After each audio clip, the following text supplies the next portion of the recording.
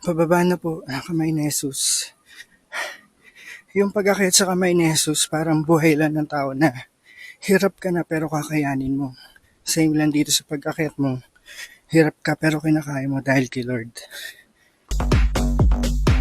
Mga kasuwail, I am DJ Crow. Welcome back to my page. Kaya papunta ako ngayon ng Lucban, Quezon sa Batis Aramin. May concert tomorrow morning ang Manila Philharmonic Orchestra. Pero right now, hatid ko muna si Uragon sa apartment. Say hi. Hi. Kasi may pasok siya bukas, hindi siya makakasama sa akin. So after this, pupunta sa apartment. So dadiretso na ako ng Quezon. So kita-kita tayo, Lucban, Quezon, Batis Aramin. 12:30 in the morning. Ayan, kakababa ko lang ng Skyway. 12:57, magwa 1 a.m. Dito ako pinadaan sa Milagrosa, Bukal. So bypass road daw to. So ngayon ko lang nadaanan to. Medyo creepy. Hindi ba pala nakakatakot sa daan na to, sa bypass road na to, kasi ang laki ng level, diba? Saan ka pa? Tapos may bar pa, wow! So nag-stop over muna tayo dito sa Jade Blue para mag toilet, and chinek ko rin yung aking water and oil, okay naman. So after this, gaya na ulit tayo. Thank you so much Jade Blue sa CR Privilege. So going my way, dito pala ako pinadaan ni Way sa Los Baños. Yung dinaanan ko pala kanina, na bypass, ang labas ko pala nun is National Highway of Los Baños. Kaya ako lang napansin na Los Baños pala yung nadaanan ko ngayon kasi ang daming mga salbabida dun sa mga gilid-gilid. And hindi ko kabisado yung daan dito. So sunod lang ako dito kay Waze. So I still need to travel 45 kilometers to reach Batis Aramin. So alam mo, napansin ko rito sa daan na to, grabe. Kahit may mga truck na dumadaan, hindi ganun kalubak. Take note, province pa to, pero ang ganda ng daan nila. Not unlike sa atin, to mention Valenzuela, Bulacan. Sorry to say, pero talagang nakakabilib ang Laguna. Parting Laguna, Batangas. Ang smooth ng daan nila, tapos ang lalaki, although syempre talaga namang malalaki ang daan dito. Kasi sa atin sa Valenzuela and Bulacan, sa NCR, crowded kasi doon. Pero masarap dumaan dito kahit mag-isa ka lang, kahit solo traveler ka lang. So ingat ka lang kasi yun nga lang, talagang madilim. So kailangan medyo maganda yung paningin mo. So right now, Turn right. ETA 248. So dinadahan-dahan ko na lang. So nag-chill ride lang ako ngayon. Kasi ninyo guys, para ka nasa airport, ang ganda ng daan, tingnan mo. Diba? Ang daming cat eye. So talagang safe na safe. Siguro ewan ko na lang kung maligaw ka pa sa linya na ito. Sarap diba? Nakakalibang. Sa may likod ko. Oh.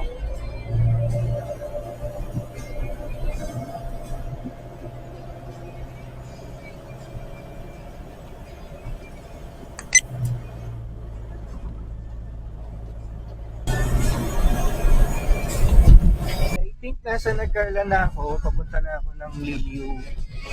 So yung dinaanan ko pala, ewan ko kung bagong daan yun, kasi ngayon ko lang nadaanan yun, bypass road. Ang labas mo Nagcarlan. Then paliliw na ako ngayon. Tama, Nagcarlan. Yan sabi ni Waze, Nagcarlan Liliw Road. Yan guys, kakadaan ko lang sa Mahihai tsaka Taytay Falls. And nakalagpas na ako sa Barangay Piit. Lucban Bypass Road.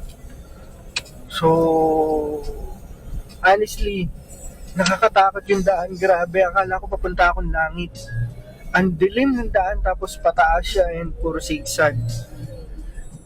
Hindi ko lang siya nakuha ng kanina kasi focus lang ako sa manibela and sa eyes on the road para wala naman mangyari sa atin. Pero I think palabas na rin ako ng highway. Highway pa o ewan ko kasi may High Lukban Road na ako. So 12 kilometers na lang. Nandun na ako sa Batis ni Aramin. Yay! Malapit na ako. Woo! Alagpas din ako sa mga mga zigzag.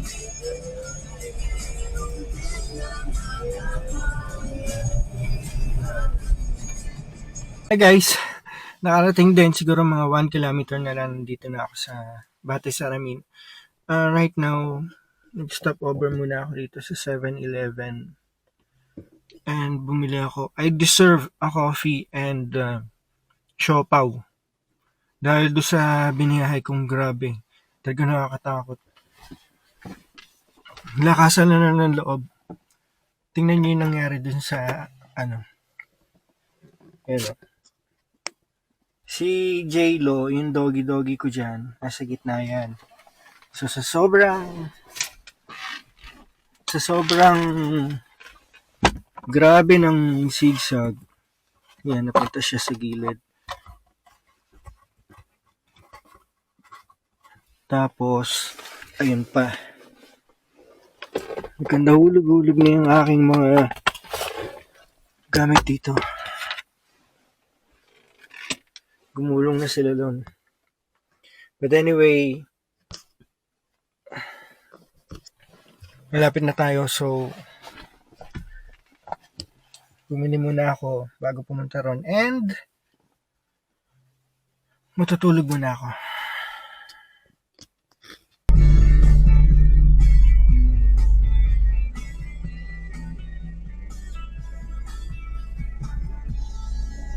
Magaan na ba yung paghinga? Bumalik ka na sa'kin. Klaro na ba ang isip ka? Bumalik ka na sa'kin. Nagparamdam buhat ng kulap ako'y nasundan. Sige na please, wag lang is bumalik ka na sa'kin. Sorry mahal, ika'y perfect. Bumalik ka na sa'kin. Bumalik ka na sa akin. Guys, nakarating din tayo sa wakas.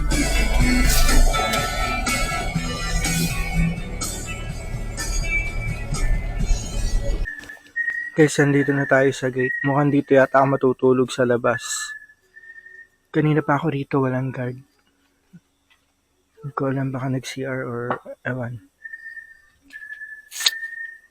Anyway, hintayin natin, baka nag-CR lang si kuya. Ang lamig. Yan, after waiting for 1 hour mahigit, nakapasok din ako, nakatulog pala sila kuya. So anyway, wala raw makausap kasi since natulog ng mga kasamahan ko, dito na lang muna ako maghihintay sa parking. At least safe, nasa loob na ako.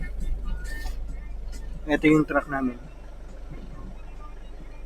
Dito na lang ako tatabi.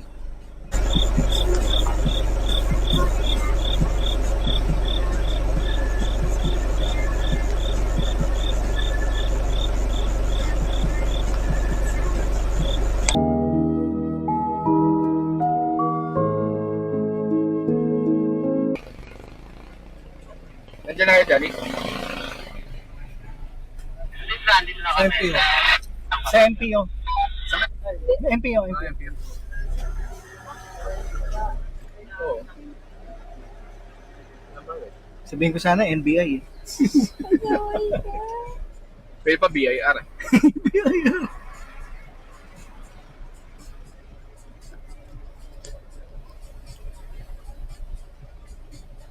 Kung gusto nyo magstay muna dito, magstay muna kayo dito. Iwan na lang yung sakyan ni Jolly.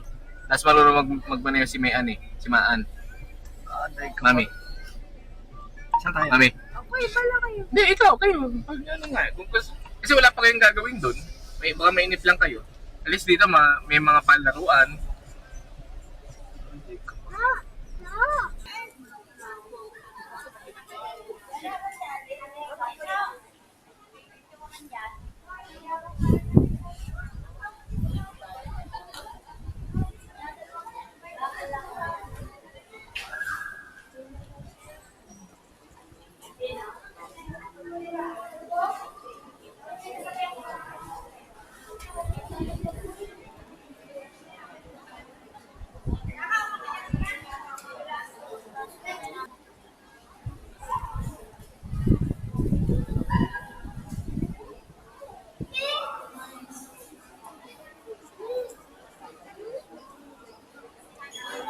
So guys, dito na ako sa kamay ni Jesus. So first time ko makarating dito. And ito yung right side, yung simbahan niya. And papunta ako ng grotto ngayon. So akitin natin yung taas na yun. So this is my first step. Hindi ko alam kung ilang step to. So let's go. Near the kamay ni Jesus.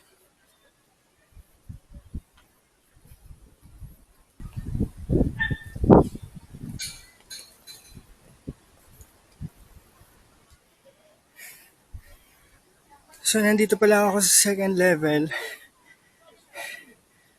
Medyo hingal na. Third level.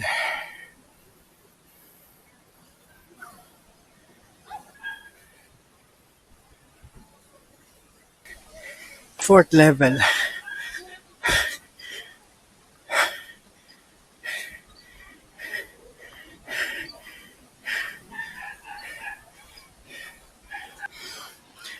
Fifth level.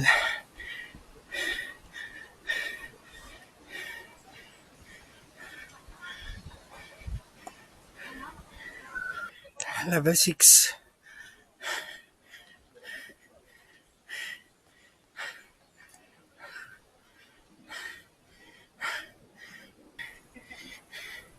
Seventh level.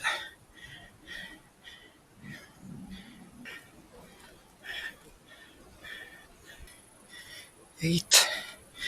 Level 8.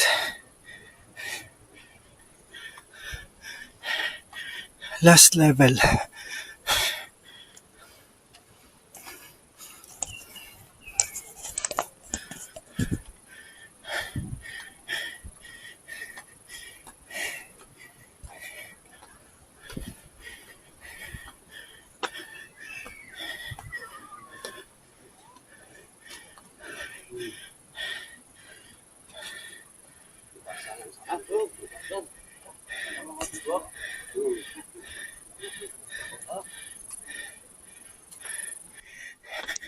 Pababa na po ang kamay ni Jesus. Yung pag-akyat sa kamay ni Jesus, parang buhay lang ng tao na hirap ka na pero kakayanin mo. Same lang dito sa pag-akyat mo. Hirap ka pero kinakaya mo dahil kay Lord. And as well as, same as pagbaba, yung para bang gusto mo nang magmadali. Kung kukumpara mo sa buhay mo, gusto mong laging magmadali pero hindi pwede. Kasi pag nagmadali ka, bababa kagaya nito, gugulong ka lang din. Sa uli, ikaw lang din masasaktan. So kailangan dahan-dahan lang din.